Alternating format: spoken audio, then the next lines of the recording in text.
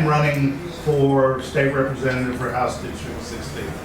And there are a couple of reasons why I'm doing this. One is that I think that out of all the folks sitting up here, and they're good folks, I'm the best one for the job. In my life, I have run a construction company, and it's a highway and heavy type construction, and I know how to bring in jobs on time and under budget, and I know also how to pinch pennies. And if you send me to Austin, that's what I'm going to do. I am going to do the job and do it as cheaply as I possibly can. Now, the other reason that I think I'm just the perfect person for this job is I'm a lawyer. In 1993, I got my law degree, moved up here, started practicing law. And I know all the ways that the folks who get to legislate can have things twisted around to have the wrong thing come out of the right law. And it would be my goal as your representative to make sure that the laws are plain and simple English. Now, the things that I'm going to focus on are education. I think that the way we're educating our children is wonderful for the 19th and 20th century, but not too good for the 21st century. I think we need far more technical education out of our schools than what we're getting. Secondly, I would focus on transportation issues.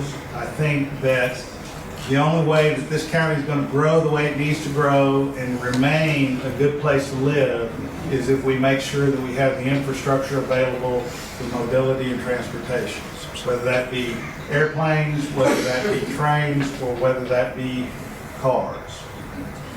And lastly, cutting taxes. Thank you. Well, I'm honored to be with you tonight. It's a very exciting time to be in Montgomery County. We live in the Garden State, and we happen to live in the Garden District, and it's really exciting time to be living in the next decade here in Montgomery County. John and I are so blessed to have lived here for 15 years. We've raised 8 kids on Lake Conroe, and it's projected that we're going to be one of the 3 fastest growing counties in the next decade, especially in the next couple of years. 1,300 people are moving to Texas right now every day, so we know things are happening. We need to have great representation in Austin that reflects Montgomery County principles and values, and women who can lead and men who can lead as we would like for them to, representing those values. Things are going to be moving fast. Now, I've been in Austin the last 2 days working with representatives and senators about the future of this state, getting to know the policies, the issues that we've been talking about, we're going to talk about here tonight as we prepare for 2015, as we start that legislative session. I've been working with reps and senators for the last 3 legislative sessions. I've been working on pro-life bills, been learning how to get those bills filed, how to get them out of committee, how to get them passed, and it's a very challenging time. Now, if you don't know me, I've been a public servant for 39 years as a pastor, and the last 10 at Grace Community Church. I've overseen millions of dollars in budgets. I've helped hundreds of organizations and thousands of people. I own a small business for 23 years, and I've been married to the same lady for 35 years. Amen. We've also had 8 children together, and we have had an incredible life. Education is important to me. I have a bachelor's degree, a master's degree, and a doctor of education degree, and I'm just blessed to have so many endorsements from all around the states. And endorsements tells you that somebody watched me in action, and they think that I would be good as your state representative.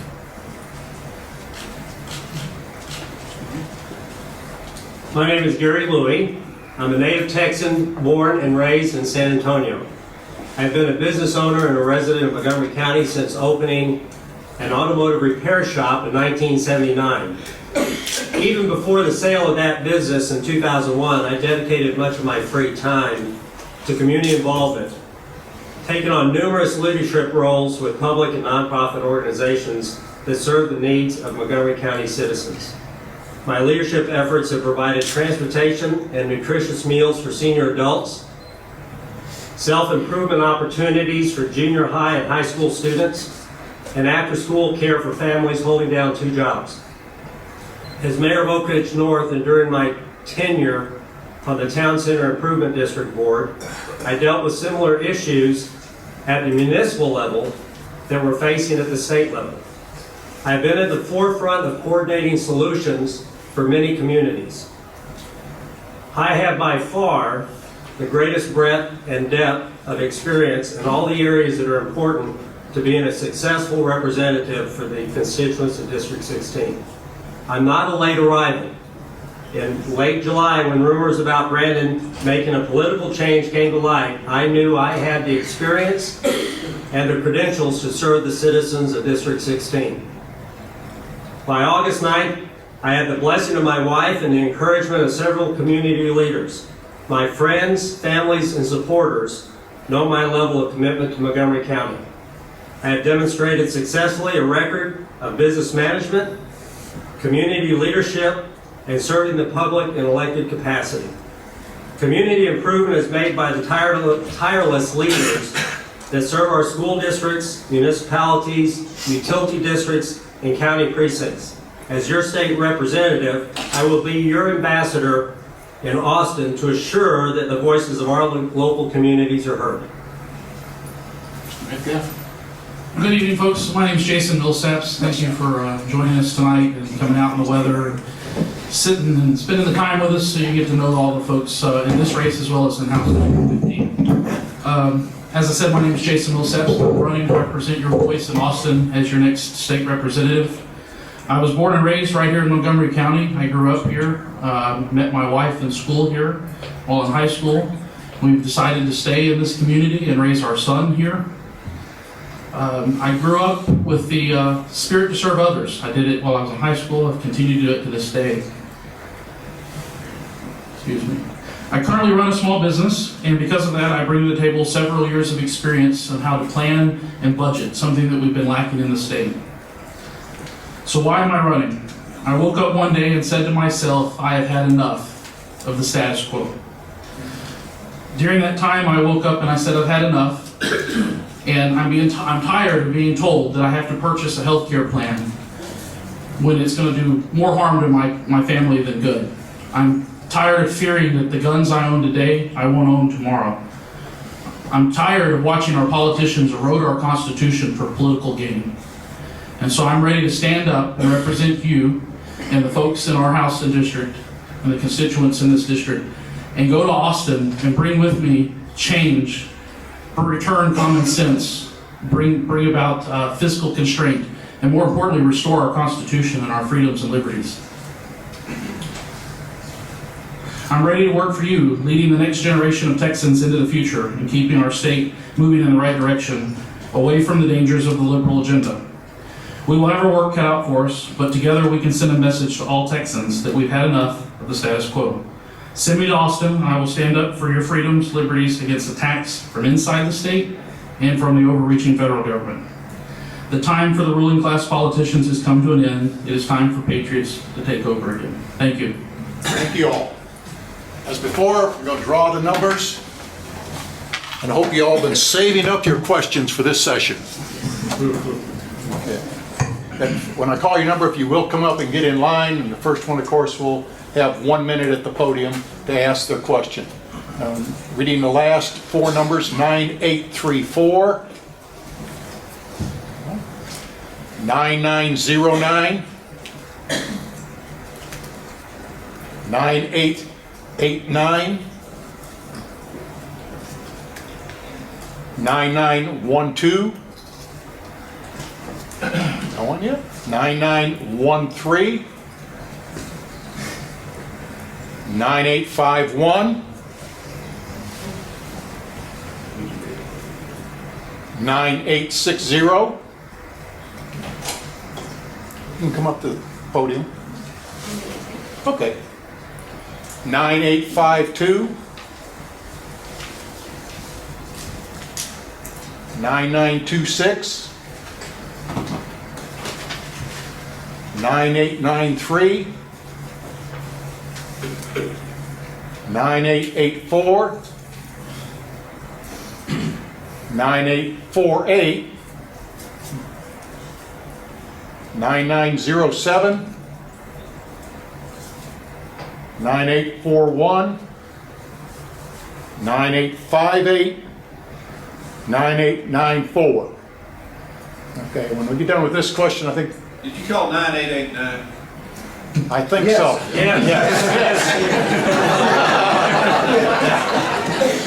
Close enough. You'll come out and be in line, so this young lady's done with her question, and we'll be ready to move to the next. Pardon? Mine in there? Yes. Yes. Put it in there, yeah. Yours was a green one, wasn't it? We'll take any questions, just any. Yeah, we're good. Question to every candidate. I really would like to find out about how you feel about prison reform. I don't know if you've heard about the recent scandal about 180,000 files being shredded, and the board of partisan parole had something to do with it. This accident was covered up, and that affected many inmates in their time of release because their parole packets were not actually seen. And the other question I have is how do you feel about mandatory minimums? Mandatory. Mandatory minimums. Where the control, I feel, should be brought back to the courts, to the judges, to the local people, and not across the board. And I just wanted to see what your thoughts are on that. Thank you. I believe she addressed the question to the entire board, so let's start this time at the far right end. Thanks, Paul. Who wants to respond? I'll start with the mandatory minimums. I believe the legislature put in place these mandatory minimums for our penal code so that judges across the state would have a basic example to start with for sentencing. And I think they do a good job. Otherwise, you'll have a judge in El Paso give a 2-year sentence for murder, and the judge in Conroe give 45. That's not fair across the board, and that could violate the person in El Paso's constitutional rights by having, for the same crime, a lower sentence. So the minimums prevent that and prevent appeals from coming up through the lower courts all the way to the higher courts.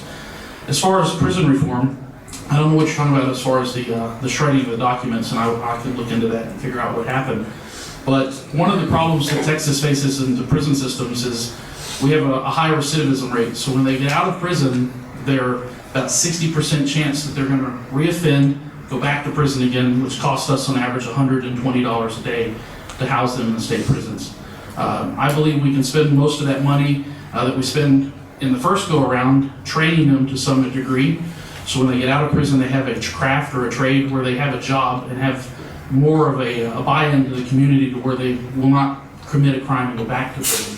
Montgomery County, we're very fortunate. Out in East County, we have a project going right now similar to a halfway house that will bring a group of trade schools into the area that will teach these prisoners as they are about to exit prison, a craft, mainly air conditioning and heating, and they will work while finishing out the last few months of their sentence while staying in this home at night, and then that will earn them some money, so when they're completely done with their sentence, they have some money in their pocket and they have a craft and an already established job. Mr. Louie, do you care to comment on that question? Yes, I support mandatory minimums. I know that there's some flexibilities that should be given to the judges, but I think the standard should be established, and I think that the old slogan, if you do the crime, you should do the time, should apply. I think also that there should be some caps set in place so that judges don't have, all due respect, Judge Simon, that there's not that extreme to put someone away for triple 99 years consecutive. But I do believe that there should be minimum standards, mandatory sentences for certain crimes. As far as prison reform, I'm not sure if the situation falls under prison reform that you referred to, or if it's just poor administration, and there should be other issues looked at in that regard. I think in terms of prison reform, we need to look at privatization, and in my opinion, and what I've seen is, or I understand, is that there's abuse on the privatization side, that they pull out the blue-collar prisoners, they take the cream of the crop and they leave the hardcore prisoners within the state system. And I think that if we're going to privatize, that we should take the private companies that are taking these inmates and spread them out so that there is a process to find some equity in the housing of the prisoners. Seago? I think everybody in the room here is very much for smaller government and less spent on budgets for criminal justice. Criminal justice reform is a huge issue in the legislative body right now. We're all looking for smaller, more efficient government. That's one way to do it. Incarceration is effective for incapacitating those offenders who endanger others. But if you read the studies, it reaches a point of diminishing returns or even negative returns when you put more of the low risk, the nonviolent offenders in prisons. It's cheaper to use alternatives, as Gary was saying, to incarceration for low-level nonviolent offenders, and it's a lot cheaper to have supervisors. Let me give you a few numbers on that. The typical day incarceration for an adult in prison, you know how much that costs you? It's $50.04. Parole per offender for an adult is $3.63 per day. Probation per offender per day is $2.99. If you're a juvenile, incarceration is $366. It's an additional $100 a day for a juvenile day that was spent just assessing their needs, orientation. You average about $36 more there. And probation for a juvenile is $22 a day. So you can see just the fact that we are going to need reform. We are going to need to consider those offenders that do not have to spend a lot of time. That's not the best way of rehabilitating that juvenile or that adult, nor is it best for our state budget. Thank you. I have worked a lot in criminal defense business. That's been one of the mainstays of my practice for a number of years. And frankly, there's some folks that just need to go. And that's just all there is to it. There's a lot that don't, but there's a lot that do. As far as prison reform goes, I mean, that's one of the biggest budget issues we have out there. And many of the crimes that we put people in prison for, they probably don't need to be there. I mean, frankly, a shoplifter, I don't care if it's the first time or the 31st time, they don't need to be doing 60 years in the pen. I've seen that happen, all right? I've had a specific case where a fella who had some mental illnesses lived on the street with a woman who had mental illnesses. They couldn't get along. The third time they got into a fight, he went for 60, okay? That wasn't really the solution. I mean, essentially what we gave that guy was a retirement. We didn't fix anything. We just gave him a place to live for the rest of his life. And giving a guy a place to live for the rest of his life who doesn't need to be there doesn't make any sense to me. Like I said, some folks need to go, but the probation system, if it's applied correctly, will work. Now, mandatory minimums, I'm not a big fan. I think every county is different. I can try a case to a jury up here and I'm going to get 45 or 50 years. I'll take that same case down to Harris County and I'll get 10 out of the same type of jury. I think that everybody in their community has the right to choose how long they want to send people away for. Thank you. Thank you for your question. I was a criminal justice major, graduated from St. Houston State University, one of the best universities to get that degree in our nation. I'm proud of that fact. Now I'm a banker, so a little different deal. But I was at the Montgomery County Jail today and took a tour of it, and you can see the offenders. You had people who had some marijuana on them, all the way up to capital murders in the jail today. Those are scary folks. You know, you have the recidivism rate. Those are, you know, the crimes that you commit, you go to prison. What are they going to do? Are they going to go back and commit another crime after they get out of prison? So you've got to think about that. Should we do some more counseling? Possibly so, to help deter people to go back into prison. I've served on the grand jury twice here, and I just got off, I think it was September of this year, for my second time on the Montgomery County grand jury. You see a lot of scary stuff. I tell my wife now not to go to the Conroe Walmart anymore because we saw a lot of cases there. You know, the criminal justice system is so important, and the shredded document cases I'm not familiar with. I'm sorry, I can't answer that. I'll be happy to research it and get back with you. See me after this so we can get each other's information, but I'm not familiar with that. And on the mandatory minimums, you know, when it comes, as Judge Seiler's here today, he does the sex offenders in his court. That's all he does. And, you know, when it comes to items such as that, lock them up and throw away the key. So that's my stance. Okay, we'll give everybody another chance. We had, Oh, go ahead. And brought this question up in District 15 debate. If I could, if you try to keep the questions between a minute and 2 minutes so that we can get more people a chance to ask their questions. Go ahead. And this will be easy for them. Okay. Yes or no, will you promote and sponsor a bill for strict term limits? We are sick of entrenchment. I think everybody here feels that way. And, you know, we'd like to have a hand in our government instead of our government having a hand on us. Thank you.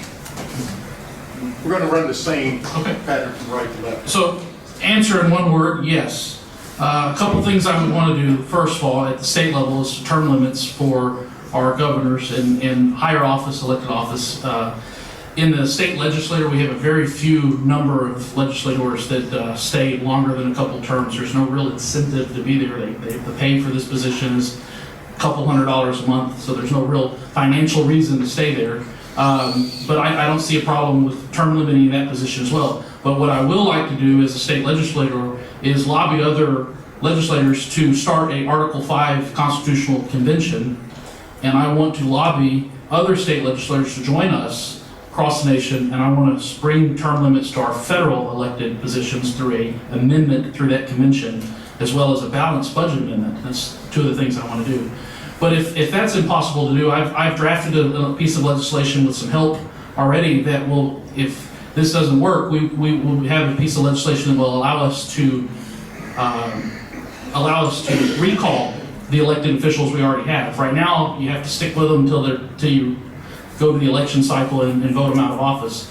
With my bill, you basically will be able to start a petition, get a petition ballot, and the voters of that district can vote on someone who's challenging that person in a recall election, similar to what we saw in Colorado with the 2 state senators that were recalled over their gun passage bill.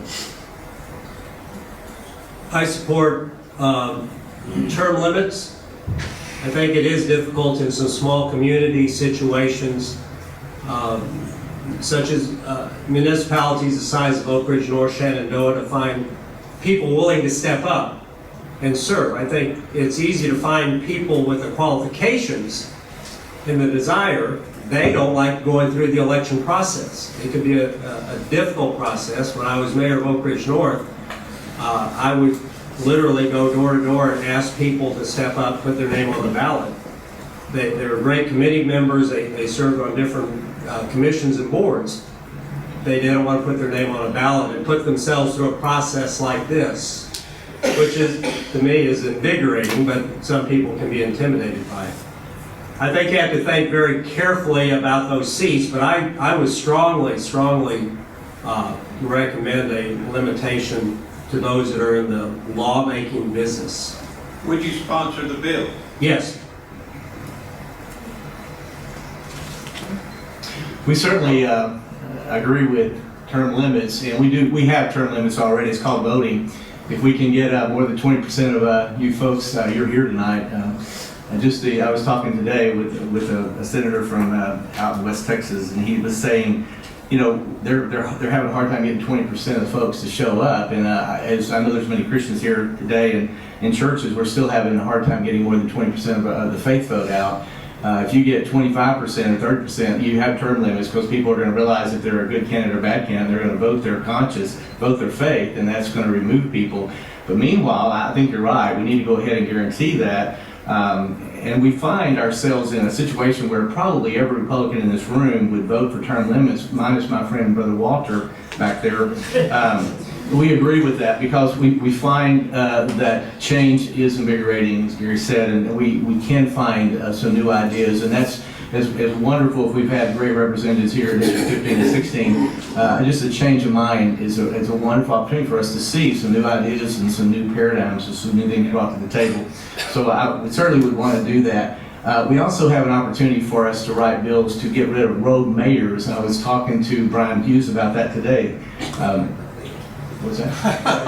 Oh, yeah. Road mayors that just disregard the Constitution of Texas, and that's being written now, that if you disregard the Constitution of the state of Texas, then you will be impeached and there will be some kind of punitive damage. Amen?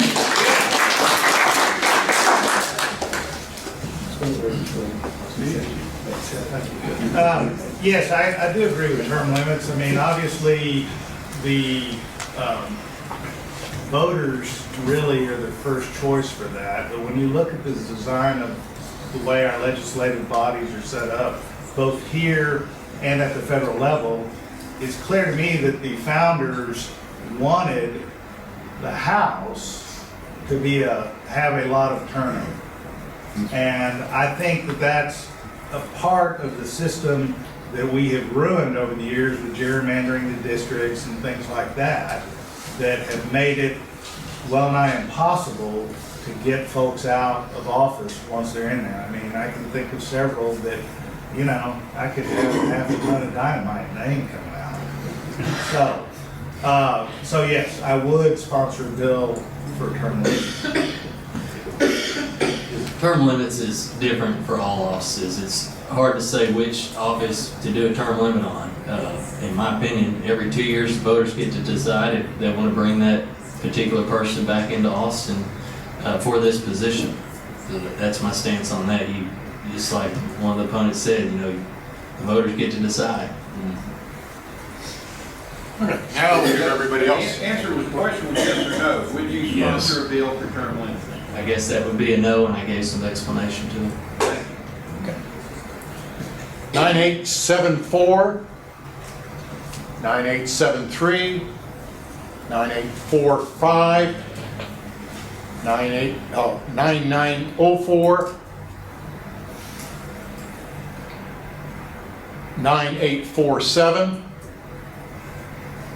9923, 9871, 9881, 9891, 9892, 9863, 9896, 9906, 9857, okay, another one, 9837, no, deleted, 9838, and 9836. How many people actually still have questions? Why don't we just line them up? Yeah, that's a good idea. Okay, Yeah. that's fine. That's what we're here for, give you a chance to Is ask that all right? questions. Is that all right, everybody? I mean, okay. Now we gotta move on. We have 1 minute. You're right. We need evidence that they have. And if you have it for any one particular person. This is a question for all 5 of you. Okay. With an ever-encroaching federal government, what is your thought on the 10th Amendment, and what are you ready to do to stand up for states' rights? Why don't we start again from Will? Yeah, no, I'm a huge fan of states' rights. As I stated in my opening remarks, I want to see Texas run Texas and keep the federal government out. I don't know how much more stronger I can come out against the federal government. I believe that Texans need to run Texas, and the federal government can't do anything right, so why would they tell us how to run our state? Because we know how to do it. They need to get out of our business. Simonson? Sure. I personally would be in favor of supporting an amendment to the Texas Constitution that reinforces the 10th Amendment. And in addition, I think that as legislators, we ought to make it clear to Washington that they have far overstepped our boundaries. When you look at the original intent, Washington was not supposed to have near the power that it wields today. And the ridiculous thing about it is they're promising us all this money, but for every dollar they promise us, they're borrowing 25 cents of it from us all over again. So they're not even paying for what they promise us. And I think that we as a people need to stand up and say enough's enough. Yeah, here's what the problem is. The $197 billion budget, and a third of it's coming from federal government. Until we get this down, y'all know the deal. We have got to begin to use our gas and oil taxes in every way possible to begin to cut back, whether it's in criminal justice, whether it's over here in Medicaid. We've got to bring our budget down that we can take care of, that Texas can pay for Texas. And the problem is we still are counting so much on the federal government, and they're going to demand a lot of strings. So I love the trend we're on right now. In the last 3 sessions, we're seeing this. We're seeing that finally Texans are saying, okay, we don't need to be taking all this money because of all the things that's happening to us. And now, hallelujah, we're finally getting income. We have more income in the state of Texas than we ever have. And according to our Railroad Commission, we're going to have even more in 2015. So the good news is, if we work this right over the next 3 or 4 sessions, we could become less dependent upon the federal government. And amendment number 10 will be our good friend. But that's not the question. The question is, how do we get the federal government to enforce and apply the 10th Amendment? I don't disagree with Dr. Seago in that the state needs to be very judicious about how it spends its funds and rely less and less on the federal government. It's like weaning your children off an allowance. And as long as you keep giving them that money, they're gonna apply that. But I think there also has to be a leadership throughout the nation that demands that the federal government applies that 10th Amendment and gets back to the basics that the country was founded upon. This question can be summed up with pretty much all the answers that we've gotten so far from all the other questions. Term limits fix the way the federal government comes down and engages in our business in the state. We fix that problem, we fix a lot of problems. But the biggest thing is the state hasn't flexed its muscle in many, many years, if not in a long time, in that we can stand up and say, we don't want this. We did it recently with Obamacare and the Medicaid expansion, but it's been a long time since that happened. And the state legislators are the ones that would lock arms and demand that the federal government stay out of our business. Another way we would do that is giving the Attorney General the freedom to sue the federal government in court. Our current Attorney General, Greg Abbott's been very successful in this over the course of the years, and with the upcoming election, we have a new Attorney General on the plate. I would be curious to look into those. I've questioned a couple of these candidates in the Attorney General race to see if they would stand up against Obamacare in the courts, and only one of them answered me correctly.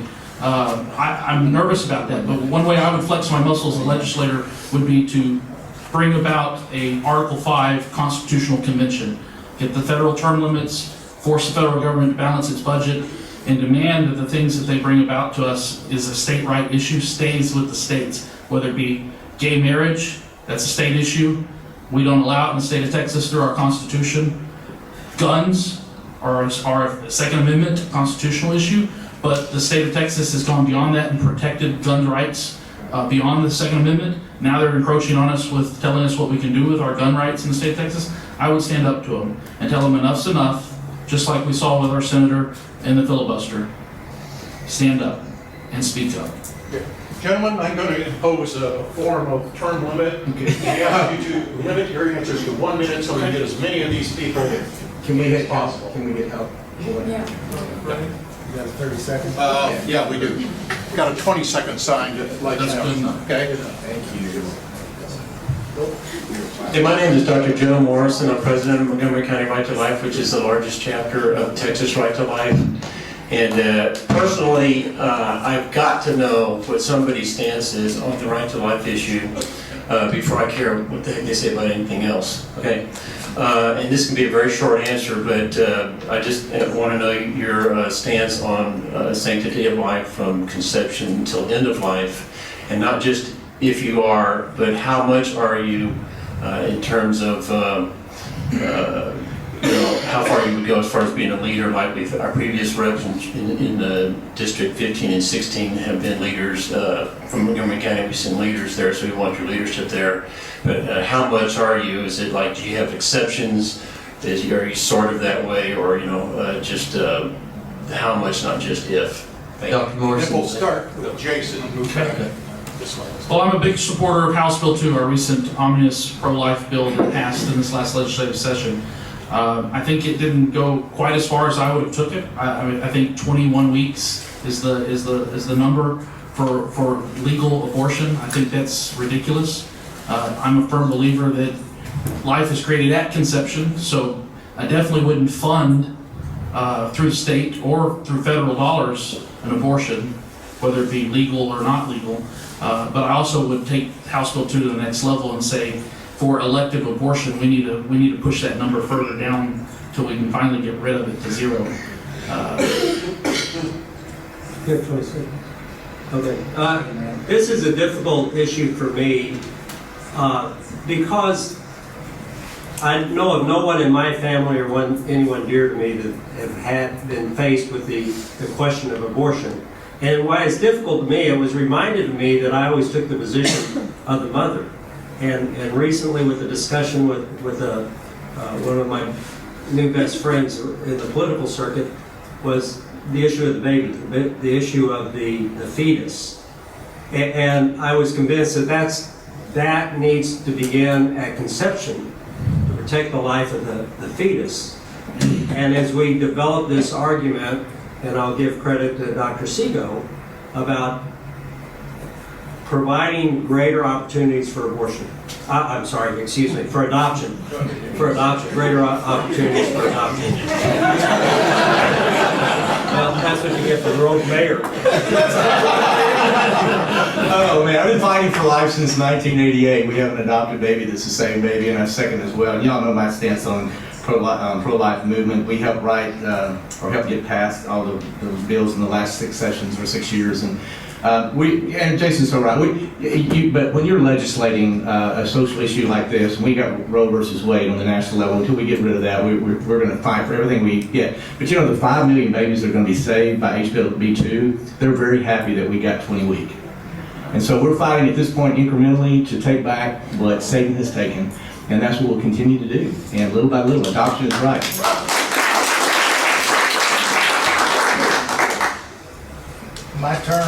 My views on abortion and early termination of pregnancy and all that sort of stuff is very similar to the Catholic Church's. So I believe that life begins at conception. I believe that life is saved. And I don't believe that we really have the right to take it without an extremely good reason. So I would be in favor of expanding House Bill 2 as far as we can go. And the other thing is, I think in the long run, we're going to win this struggle because we have the moral position, and the moral position will win. Dr. Morris, thank you for your question. Pro-life is very important to me. I have 2 precious daughters, and my wife and I were very blessed by their life. And we had some issues getting pregnant, and the Lord blessed us with their life. And we believe that we were fortunate enough to have ultrasounds more often than most because of the situation we were in. And the day we went in for our first ultrasound when we needed to go, the doctor said, "This is probably the first day this heart is beating." And I'll never forget that. And my wife is here tonight, and that's just such a precious moment for both of us. There is no question where I stand on abortion. I'm going to support every pro-life bill that comes down our way when I'm in the legislature. Thank you.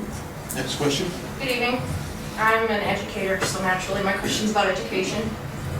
I'm concerned that, yes, we have people that have children, but as an educator, my concern is we have people up here that aren't educators, but yet they have somewhat of a control on reform of education. So my question to you as a panel is, what are you going to do to hear from teachers or other outsiders on what your stances should be towards reform, because we have Common Core that trickles down into classrooms when people like myself aren't necessarily a supporter of it. So what are you going to do to, I guess, get information about reform? Will, would you like to start off? We'll go back this way. I'm still thinking about the abortion question, because it means so much to me, but I believe you're talking about education. And my stance on education, my wife was a former school teacher before we had our children. She was a special education teacher. My mother was a teacher as well. We have many school teachers in our family. It's very important to me. That's one of the main reasons why I'm running, is because my two children growing up in our system, I want them to see being taught. One thing that I want to see changed is that the teachers start getting back to teaching our children instead of teaching them to pass standardized tests. Thank you. The more we can teach our children, they're our future, folks. They're not getting taught right now. They're getting taught to pass this test. We need to get away from that. Likewise, my wife is a school teacher. She taught early childhood. And my mother-in-law is a long-time teacher. She's got a master's degree in reading education and has taught every level from kindergarten on up to college.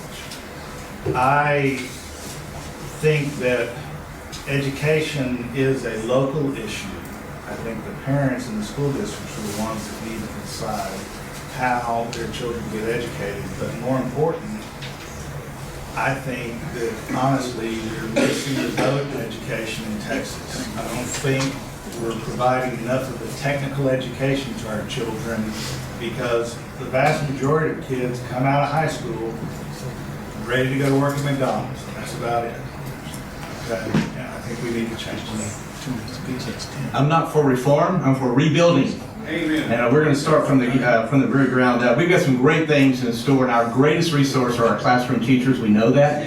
I've surrounded myself with three of the most brilliant minds in Montgomery County, with three superintendent of schools. I've been working the last 2 days with educators all around our state. I am a headmaster. You know, that's my heart. I've been teaching for 25 years in the classroom, been running a school as a headmaster as well. But we know that there's a delivery system here of education we're changing. And so education is about the content, education is about the delivery system, it's about the intended outcome, it's about the environment. Those are the four things you have to consider when you're thinking about education delivery system or an entity. So what we're doing here, we need to invest in those things that are going to make the biggest challenge for us, or the best outcome for us in the local districts, and that's teachers. That is making those folks, allowing those folks to do the passion, or to exhibit the passion that they have in the classroom. And there's so much more we can talk about. Maybe there'll be another question about education. I was a classroom teacher. I spent 7 years in the classroom, taught chemistry. I tell people I used to be smart, and I went into business for myself. I think the teachers are the unsung heroes in our society, and I'll agree with Steve that those decisions, giving some very small parameters by the state, should be made by the local communities. I believe in all the decisions that we make should be done at the local level, because in our district, in District 16, we have 6 school districts, and they're night and day. You have Conroe ISD, that's just the 600-pound gorilla. You have credible Montgomery and Willis, and then you have the smaller districts down to Richards, and they have different needs, they have different requirements.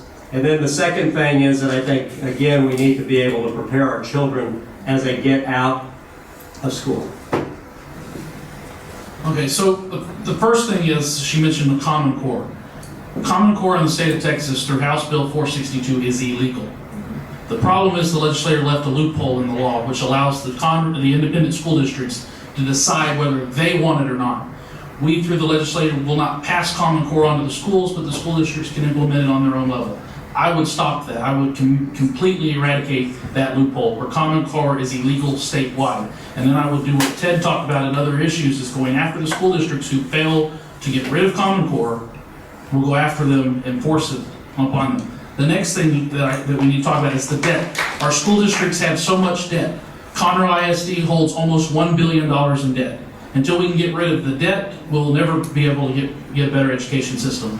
Currently, Conroe ISD is 2 years away from completely cleaning out its debt service fund, which means your property taxes are going to go up to pay its debt down, because when their fund zeroes out, that's how they're going to do it.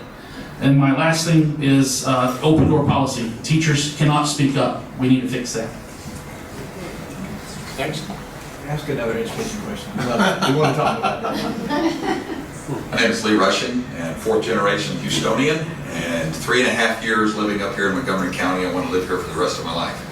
My question to you is, each of you bring different experience and different passions to the future of Montgomery County, and if you could, each of you, in 1 minute, summarize succinctly the 3 things that you see that you want to develop or fight for the future of Montgomery County. I'll start down here, Paul. The biggest challenge Montgomery County is going to face is going to be our transportation needs. We're currently 16 years, according to the last TxDOT survey, behind in where we should be today in transportation. The state legislators have been kicking this can down the road for several years. The last plan that came out, which plans transportation needs through 2035, has only one project in Montgomery County, and that's the Grand Parkway extension coming from Harris County over. After that, the state has no plans till 2035 to do anything on transportation here. It's all left to the local level. I think that's ridiculous. My next thing is I would like to see my bill pass, if I'm in the House, that would allow us to recall elected officials if they stray from their promises they made to you, like we are here tonight. That's a big thing. And third is I'd like to take our debt situation throughout the county, through the school districts, through these other taxing entities, and stop that. One way I'll stop that is I will never pass a piece of legislation that will be an unfunded mandate to the local level. Thank you. I think the three disciplines that, not in any particular order, but a uniform water resource program that provides clean, accessible water to all communities within Montgomery County, a smart transportation plan where it gives some flexibilities to every community to put new projects in the ground that benefit their communities. And going back to what we just said, that'll tee it up for Dr. Seago, is look at our education system, that we give our school districts, our local school districts, the flexibility to meet the needs of the students they serve.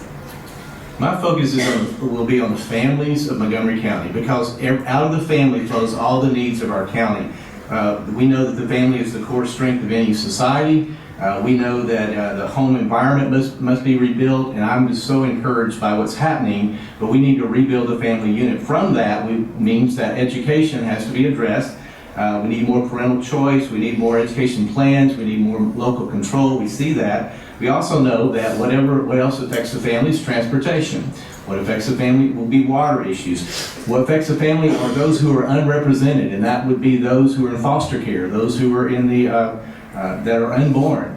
The issues that touch a family's life are the issues that we as representatives, and we all agree, we will all start focus on those, and then we have to go out and see what are the things that we can make a difference in and we can accomplish in those crazy 6 months that we're trying to make all this happen.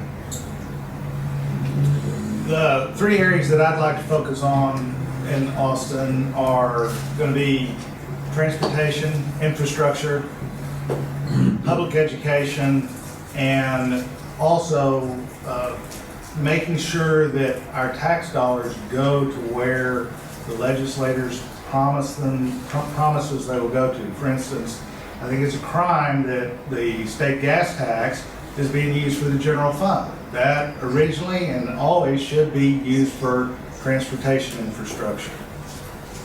The other thing is, like I said before, I think that we are doing our children a serious disservice not to give them a much more technical education so that when they come out, they can actually go to work in business.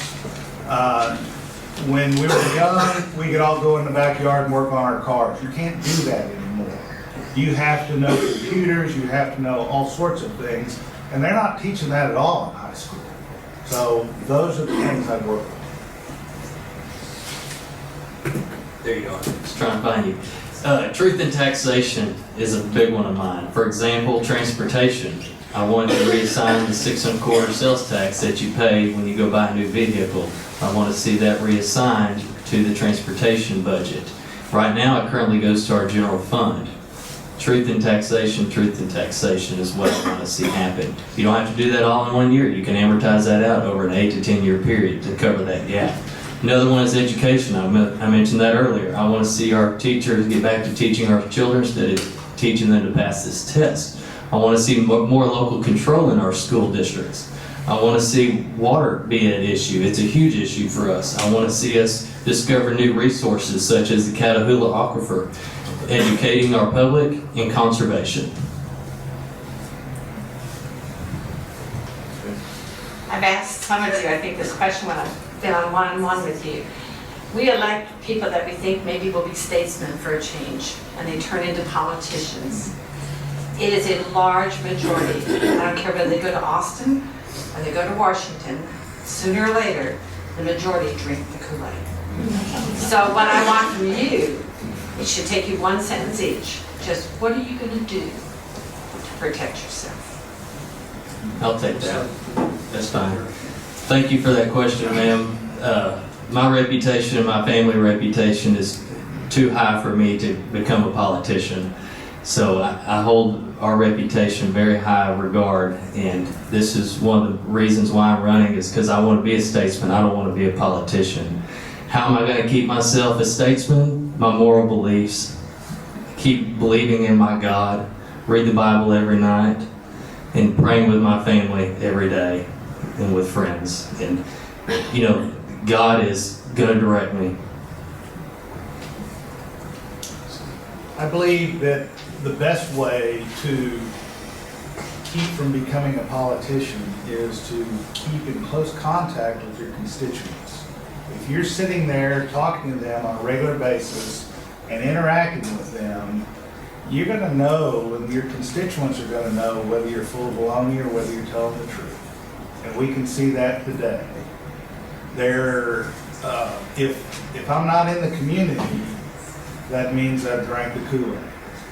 And it's my intent to stay in the community working here. I was with a group of representatives last night that openly claimed their faith in the Lord Jesus Christ. They spoke freely. We read Bible scripture together. We held each other accountable. We looked at each other's eyes and said, living honorable before God. Coram Deo is living before the face of God is what I strive to do every day, but I am weak in the flesh, so therefore I put myself under the authority of 5 men that I'm accountable to. They watch me every day. As a pastor, I lose my place to serve if my life is not above reproach. Titus 1 and 1 Timothy 3 reminds us those are the great standards that we could use for all our elected officials, men and women. So Scripture, as Will said, is so important, but also somebody looking at your life every day to making sure that you are living an honorable life. And if I honor God, then I'll honor you. That's not what I think I feel comfortable in you seeing how I will be by how I have been for the last 25 years. I have spent 25 years non-professionally serving Montgomery County and the communities we serve. First beginning with our local Chamber of Commerce, serving Oak Ridge North as an elected official, and the growth in many programs and communities surrounding South Montgomery County, and then expanding to what I've been doing in Montgomery County. Not to say that to bring attention to myself, but to say that I've been credible and that during that time period I've been focused on the end mission of why I serve. First and foremost, I'm not in this race for a popularity contest. That's plain and simple. I'm going to stand up for our values and restore the Constitution. I'm tired of it being taken away, eroded, and trampled upon. I want to retake our freedoms and our liberties and restore those into the community. We have a set of founding principles that we were founded on, and we've completely gone away from that. I want to see us come back to the founding principles, and in doing so, we'll all be a better place. Walter? Can I go first? I just want it. I just don't need any more prayers. right now. Too late. I'm praying right now. Paul, I want to thank you, Betty, and the rest of y'all for this great format here, the Eagle Forum. Thank you very much for doing this. This is a great way to do it. I really wanted to be as provocative as I can. But you got on that criminal justice. I was in Judge Seiler's court in a case that'll probably be in the newspaper tomorrow. But let me just get to my point. I got to, oh God, I want to. Got 1 minute. All right, I know it. I got 15 seconds. I want to know, especially you, Mr. Metcalf, your minister, Dr. Denson, who, by the way, does a great article every week in the Conroe Carrier. You should read that little thing. But I want to know, does your minister agree with these ministers running for office? You know, Catholic priests don't run for office. The Catholic Church won't let them do it. And I want to know what your position is of these two ministers who I really like a lot. But what do y'all think that Baptist church about these ministers doing this? Thank you, Walter. Thank you. And the rest of you can come. Jason, you especially. Thank you, Walter. Thank you. Let the gentleman have a say. Well, Walter, I think you need to ask Pastor Denison that question. All right, come on up. That's what our meeting afterwards is for. You can talk to everybody afterwards. I mean, I'll answer this. Anyone? I don't know what he thinks. You're right. I don't know what Pastor Denison thinks, but I'll tell you what I think. I can care less if there's a pastor, minister, or a godly person in this race. I think we need more of them because the other folks that we have on the other side of the aisle have nothing in their lives, and they're taking everything away from us, left by left. So let's go with something. We're praying for you, Walter.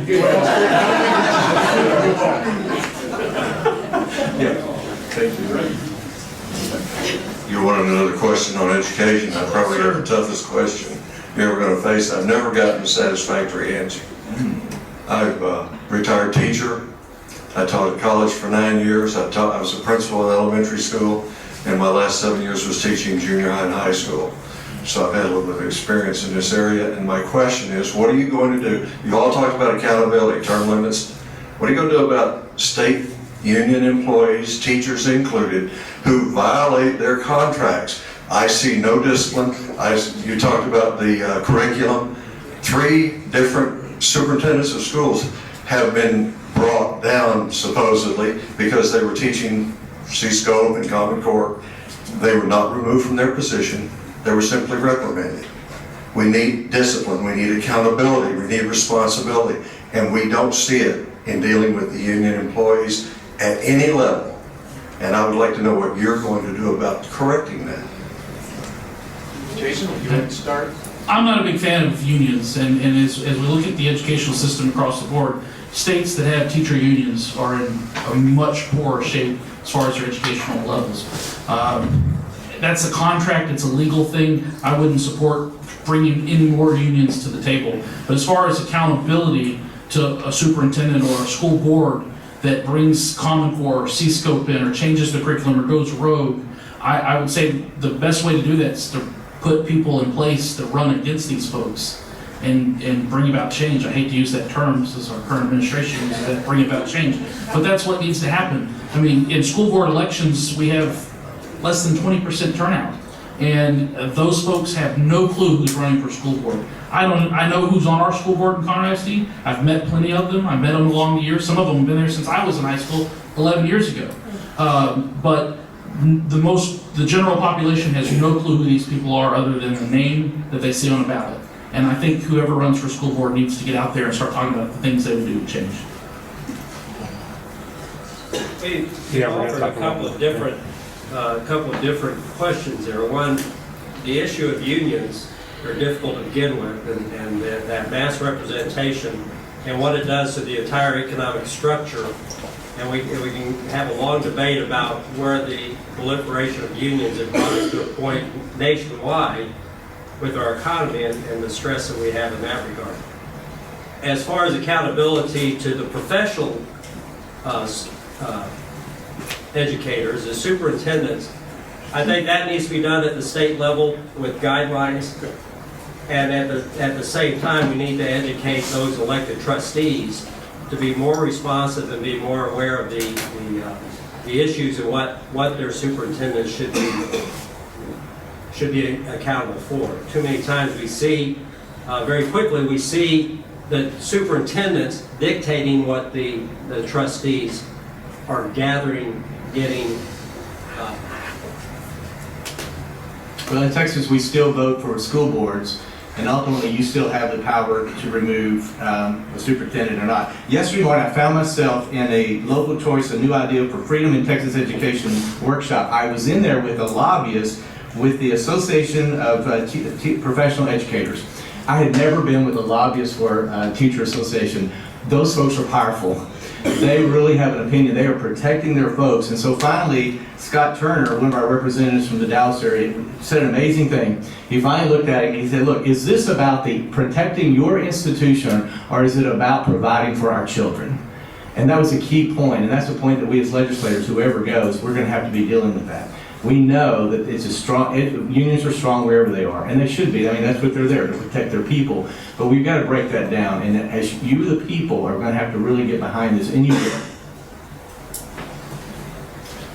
I think from my standpoint, the key here, obviously, is having the local populace work those school board trustees, get on the phone, make phone calls, let them know what your opinion is, because that's the only effective way to get rid of a superintendent who's not doing what they're supposed to do. First of all, I'm a businessman. Unions are terrible. If you want to be in a union, go up north to where it's a blue state. Second of all, teacher associations are a good thing, but unions are terrible. Accountability and transparency is huge to me. That's what we need more in government, and that's what I plan to bring in Austin. According to our original schedule, we're done, but we have 3 brave people standing up here to ask questions, so the 3 of you will get your questions in. Thank you, Paul. I have another question on education. I've heard a lot of you talk about putting more responsibility at the local level. And we just have a question that's been asked, and it shows that the local level isn't really taking care of the situation. My particular concern is with the State Board of Education. I love the fact that the State Board of Education has the power over our textbooks. And the State Board of Education was forcing publishers to produce good textbooks because they had that power. 2 sessions ago, Senate Bill 6 took that power away from the State Board of Education. And it was done really in a very sneaky way. People didn't realize it was happening until after the bill was passed. I'd like to know how you feel about that, how that relates to local power at the school board level, and what you're going to do about it once you get to Austin. Thank you. Yeah, can I take that? Or whose turn is it? I've yet to go first. You go, that's fine. We're going to go with what? Yeah, we need to get back to that. What they did, like you said a couple years ago, that's why we're at the way we are today in some of the areas. And as I've said, I want to see the teachers get back to teaching, get them away from the standardized test. I want to see more local control, and we've got to give that back to the State Board of Ed.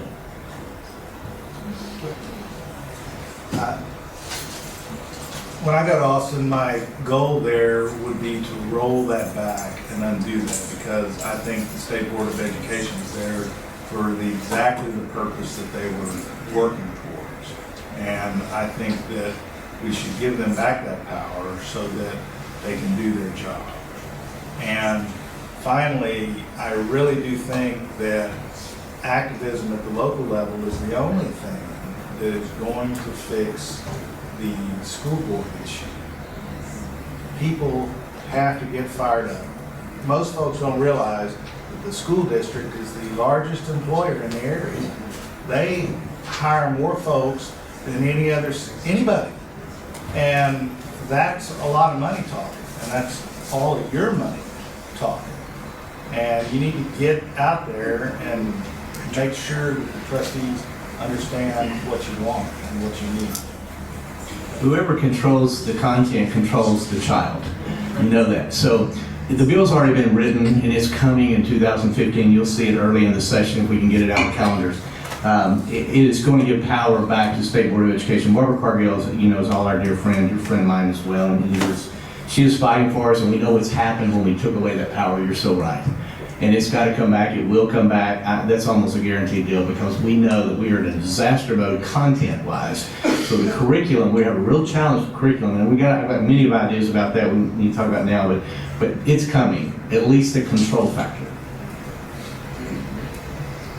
I'm not going to waver that much of what happens in local communities in the in the independent school districts need to be driven by the local trustees. But the state is responsible for setting certain standards, and if that's through the State Board of Education and review of textbooks and establishing a baseline of textbooks that school districts can use, or other parameters, and it goes back to that earlier question about the accountability for superintendents and the education our children are getting. We set that standard and insist that it's applied at the local level. John, thank you for the question.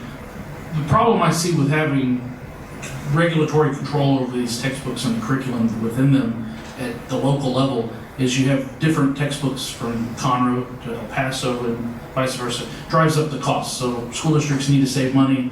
There's not a standardized book across the board. So these publishers are charging more for this book versus that book because they cost more to produce.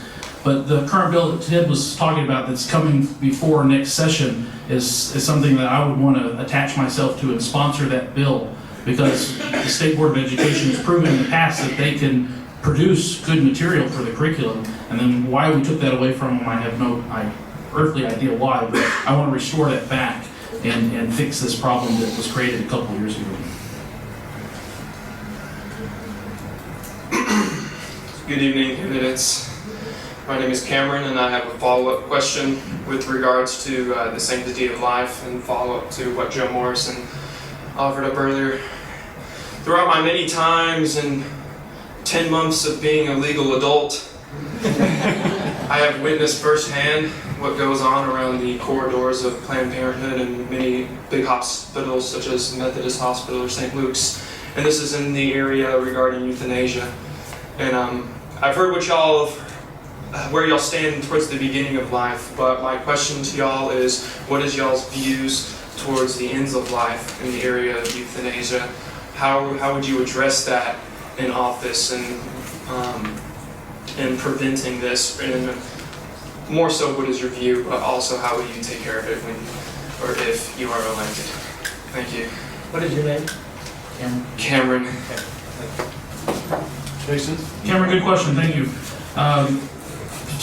First with the Planned Parenthood, House Bill 2, when it was enacted and then subsequently upheld by the courts, closed 12 Planned Parenthoods in the state of Texas. There's a few more out there, and I would love to see them close next. As far as end-of-life euthanasia, I don't support that. I have had several family members that were at that point in their life, at that age where, that question had come up in talk. I didn't support it then, I don't really support it now. I don't think any of us want to see, euthanasia on the streets like we saw with Dr. Kevorkian many years ago. I think life begins at creation, or at conception, and life ends at death the natural way without, someone taking it prematurely.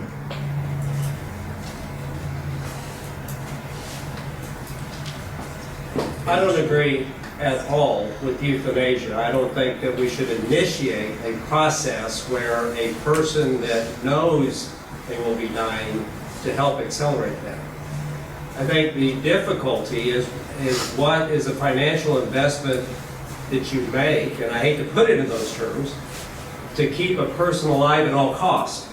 I had and that's why I asked your name, Cameron, because I want to make this point to you. I had the difficult responsibility of being the medical power of attorney and making the decision on the do not resuscitate for both my parents. And and trying to process the information that was given to me by the doctor at that moment of whether they put in a feeding tube or I don't know the terminology, the resuscitator, whatever it might be, is just a difficult decision. But what's important is I had that discussion with my parents before, many years before we reached that point. I've sat with an ethics committee where we were determining whether or not someone would stay alive for the next day, the next 10 days. SB 303 this year, Dr. Morrison and I, we had to stand before committee. We testified against that bill because at the end of life, the do not resuscitate orders can be put in any of yours, and you need to know that. And we're going to change that in the next session, but with God willing. If your doctor can put in your orders in your records to do not resuscitate unless you do it. He doesn't have to ask you. He can make one phone call, or she. If she can't get they can go ahead and just put that order in themselves. That's got to change, and that's what Dr. Morrison and I were doing to try to shut down that bill, and we did. Death panels are really much a part of our society right now, and we've got to watch that. $125,000 a day to keep you alive once you're on life support. Very difficult decision. You really don't understand it until you've had a parent or a close or a child pass. I do not really support euthanasia, but by the same token, I don't believe at all in keeping someone here when it's time for them to go. Life is life, in my opinion. I don't care if you're a second old or 101. That's pretty simple. I'm sorry I can't explain any more than that. I'm pretty black and white, but I believe in life. 1 second to 101 and on beyond. Last question. My name is Gail, and I'm going to speak on education again. I have found through personal experience, and also because of my knowledge of where this new Common Core is coming from and how it's coming, they're going to just keep you fighting from every side. It's going to come in from here, then it's going to come in from here. Then it's going to come out from here, and then I'm going to have a little bit here. So I think our best way of fighting that, and they know that, so they're looking, you have all these distractions. And I think that parents have a very difficult job fighting it at every turn as it comes in because it wears them out, get worn out. So I'm for the free market in education, and I think tax credits. If you have something at the state board which has requirements constitutionally about what can be taught, then parents can take that tax credit and go to the school that's going to be doing what they want to do. They'll learn to read, write, do whatever it is that they want, scientific, math, whatever. It'll be excellent. It's always worked in business, it should work in education. I also am not pleased about the 13 regional districts, where that's why you have one administrator for every teacher practically. That's how it's grown.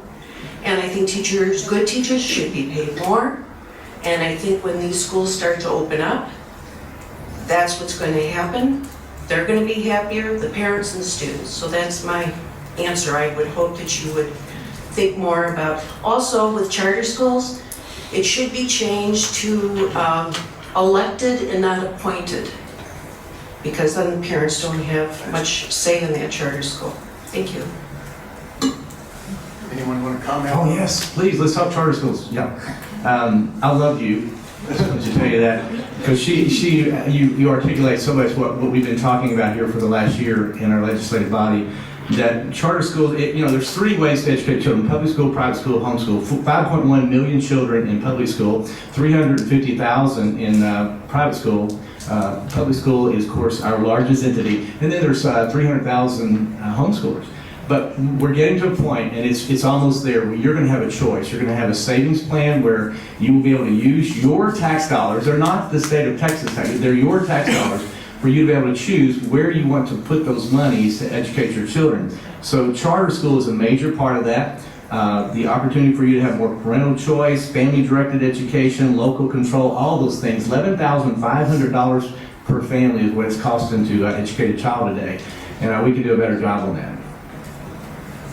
Anyone Anyone else care to comment on that? Well, to reiterate what Ted was saying about tax credits, the money that you pay in your property tax to the school district should follow that parent and that child if they so choose to move them.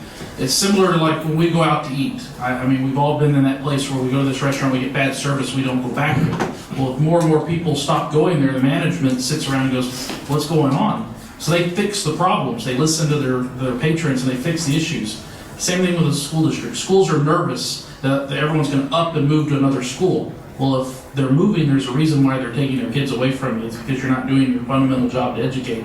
So after they reevaluate where they're failing, then people may move back after several years. And so I think tax credits is the way to go to push the public schools in the right direction, because right now there's no one holding their hand. 600,000 students in the state of Texas, as Ted would say, aren't in public education. 5.1 million are. So if we hold their hand, they may, again, to use this term, bring about change.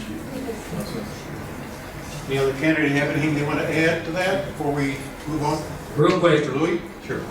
I think we defeat the purpose that we talked about earlier about accountability by taking money from a school district that's doing poorly, parents choosing to move their children. You assume that the parents have the resources to move their child,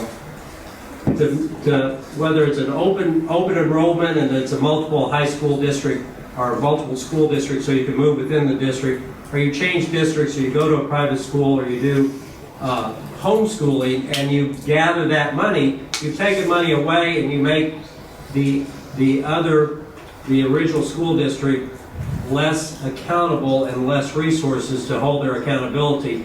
And I would also like to comment that on the regional support districts, that if we cannot be deceived by the Montgomerys and the Willises and the Conroes that have the mass to provide those support systems internally, that you have to think of those single A, double A districts as I see that stop sign. Can we respond? No. Let's see if anybody else has a follow-up or an answer on that. Yeah, I'd like to say something. I'm not a fan of charter schools. First of all, it doesn't fix our problem. It's like putting our finger on a broken dam. And first we got to fix our education system. If we fixed our education system, we wouldn't need charter schools. That's my stance on it. I agree there's going to be a fight. I'm not going to Austin to have a fight, but I'm ready for that fight.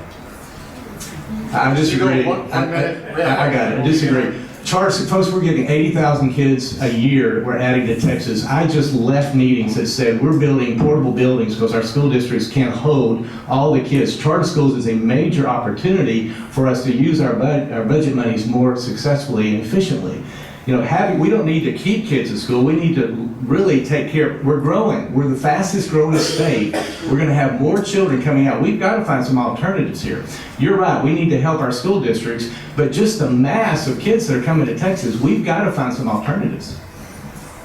And charter school is a good one. And there's a lot of successful ones all over the state of Texas. I've been hearing about them for years. They're successful because they're not held to the same accountability. They are. They are now. They are now. I'll let you gentlemen. We can. They are now. 2 minutes to wrap up. I start with Will. Move down the line, and I'm sure you'll make yourself available to people that have questions afterwards. Did I go? Yes. Again, my name is Will Metcalf, running for State Representative, House District 16. I'm a businessman, conservative. I want to bring a new generation of conservative leadership to our state capitol. I will always stand firm on our Constitution, life, fiscal responsibility, local control, and limited government. I hope I've earned your vote tonight. Give me a show of hands of how many of y'all are in this district. Okay, so good bunch of them. We all are going to have an important decision to make come March. You're going to have to decide which one of us you're going to vote for. And I believe that I'm the best candidate because I have the experience and the knowledge to do a good job up there. I have been around long enough to know what it takes to get a job done. I'm also pretty set in my ways, and if I tell you I'm going to do something, then that's what I'm going to do. And I think that essentially Texas has a citizen legislator. That's what we are. And we go there once every 2 years to take care of our business and then come back to you and report. And I'm going to tell you, I'm not going to change over the years. I'm not going to become a politician. I'm going to stay somebody that you can sit there and talk to every day. Thank you. It would be so easy to represent you in Austin because your values are my values. I'm an ultra-conservative fiscal patriot, and I happen to be asking you to put me on the ballot in the Republican Party. What we need in Austin is people that work together, consensus. If you've ever been there, it's a different game. You go there with great ideas, and as you get there, you begin to realize you have to compromise, you have to work together, but you also have to be able to understand the issues and understand relationships. So what we want to do there is for you to know how I'm going to vote. On every issue that we vote, is it more government or less government? Is it more freedom or less freedom? Is it good for District 16? And that's basically how any representative pushes the button that represents you. When I'm trying to determine a candidate I'm going to vote for, I'm looking at their character, I'm looking at their spiritual life, I'm looking at their moral life, I'm looking at their life experience, whether it be a commissioner, whether it be a judge, a state rep, a senator. We're looking at their education. I'm looking at their experience in the office, what has prepared them to represent me in this area as a voter, and I'm looking at their passion. Do they have fire in their belly? Because we're going to need that with 1,300 people moving here a day. Montgomery County's changing. It's been a wonderful county. We're so thankful for the great representatives we've had in the years past. And now the future is a tough one because now we're growing faster than we ever have. And so I'm praying for you. It's a good time to be looking at candidates here in our race and all the other races. And I pray that at the end of the day, you will determine who you're going to vote for. And I know you're going to put a little thought into that. Thank you. Thank you for taking your time tonight away from your homes and your families to attend this forum. We've all talked about our goals and objectives and what we intend to do when we get to Austin. However, only one of us can speak from experience in public service. Only one of us has a public track record that you can see and measure. Your next state representative must have an understanding of a broad range of issues, have an identifiable history of leadership, and have a statesman-like ability to engage, converse, and sway. Montgomery County has a long history of being represented in Austin by those that have paid their dues at the community level. Todd Staples, who was once a state senator in this county, served his hometown on his city council. Our current senator, Robert Nichols, was the mayor of Jacksonville, Texas, before stepping out on the state platform. This seat, in fact, was once held by former school trustees Bob Raybuck and Reuben Hope. And our current representative, Brandon Creighton, had served several years with the Lone Star Water Conservation District. Each of these respected leaders have been under the watchful eye of the public microscope to validate their conservative community decision-making process. This is a required seasoning evolution, understanding the needs of wide diversity of constituents. I have been on the front lines working on your behalf, working with area businesses, nonprofits, local governments, and state agencies. I have that understanding, and I have a proven record to make responsible, conservative decisions for this community. My name is Gary Louie. I need your support, and I ask for your vote. Thank you. 90 million Americans are out of work today compared to where we were 6 years ago. My first thing I want to do is eliminate the franchise tax. I want to use that savings through that tax to entice businesses to come here. Second, I want to attack our state debt. I will never use our rainy day fund for any purpose, any reason. We have waste, fraud, and abuse currently within our budget that we can go after to find the savings that we need without having to use our own savings account in the rainy day fund. Third, my transportation plan. I want to take our growth that we're having, these 1,300 new residents we see coming into Texas every day, Because of this, we have a $9 billion sales tax revenue increase from where we expected to be 2 years ago. If we allocate that $9 billion directly to transportation before the legislator has a chance to spend it somewhere else, transportation problems go away. Also, if you want the status quo to continue, I am not your guy. Plain and simple. If you want the government out of your lives and your constitution restored, your freedoms and your liberties restored, then I hope tonight I've earned your vote. Join me online at my Facebook page if you have not already, or at my website, jasonfortxas.com. Learn more about the campaign. Support me if you can, because I will bring change to Austin. I'm ready to stand up for you and make sure you guys have a representative voice in Austin that you haven't had in a long time. Give our panel a hand.